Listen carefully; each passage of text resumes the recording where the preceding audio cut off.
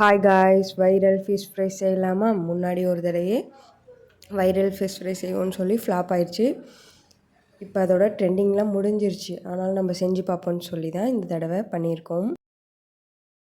First ஒரு பேனை வச்சு அதில் கொஞ்சமாக எண்ணெய் ஊற்றி மஞ்சத்தூள், மிளகாத்தூள் ரெண்டுமே போட்டு நல்லா மிக்ஸ் பண்ணிக்கணும். முக்கியமானது என்னென்னா அடுப்பை ஃபஸ்ட்டு பற்ற வச்சக்கூடாது.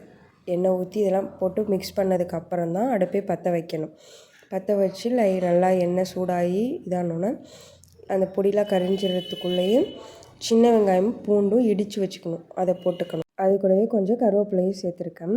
அதை நல்லா கொஞ்சம் வதக்கிக்கலாம்.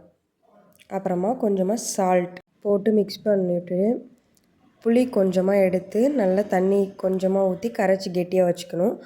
அதையும் அதில் போட்டு கொதிக்க வைக்கணும். இன்னும் கொஞ்சம் தண்ணி ஊற்றிக்கலாம். நான் தெரியாமல் அந்த புளி தண்ணி ஊற்றுனது மட்டும் வச்சுருந்தேன். அதுக்கப்புறமா நம்ம எடுத்து வச்சுருக்க மீன் எந்த மாதிரி மீன்னாலும் வச்சுக்கலாம். நான் கெண்டை மீன் தான் வச்சுருந்தேன்.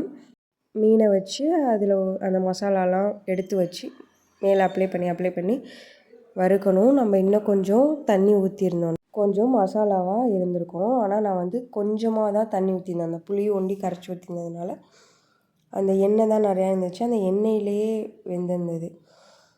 ரொம்ப கொஞ்சம் கிரேவி மாதிரி இல்லை. எப்பொழுதும் நார்மலாக வறுப்போல் அது மாதிரி ஆகிடுச்சு. ஆனால் நல்ல டேஸ்ட்டாக இருந்துச்சு. இது மாதிரி நீங்களும் ட்ரை பண்ணி பாருங்கள். இது போல் செஞ்சோன்னா நம்ம தனியாக குழம்பு வைக்கணும், தனியாக ஃப்ரை பண்ணணும் இல்லை. இது ரெண்டுமே மிக்ஸ் ஆன மாதிரி இருக்கும். ரைஸில் போட்டு சாப்பிட்லாம். தேங்க்யூ.